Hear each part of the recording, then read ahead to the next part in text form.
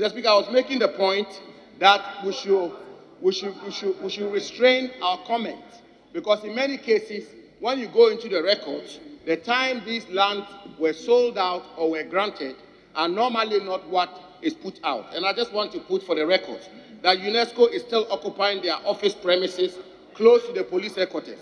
So they claim that UNESCO land or UNESCO building is being sold is false. But Mr. Speaker, in conclusion, let me say, Mr. Speaker, let me say that we have turned the curve, and it is my belief, Mr. Speaker, it is my belief. Mr. Speaker, so as I said, UNESCO land, Mr. Speaker, UNESCO land is not being sold. UNESCO is in possession. And Mr. Speaker, as I said, that in many cases, Mr. Speaker, when they make the claim that a particular land is being sold under a particular administration, when you go into the records and you make the inquiry, you find the country. Mr. Speaker, I'll give an example. Not too long ago, it was said that the accommodation or residence of the Clerk of Parliament was sold in 2019.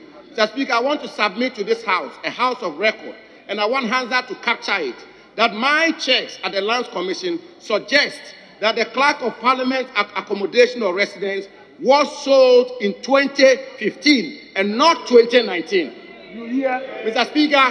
Speaker, the then Minister for Works and Housing gave an offer to a private developer in 2015.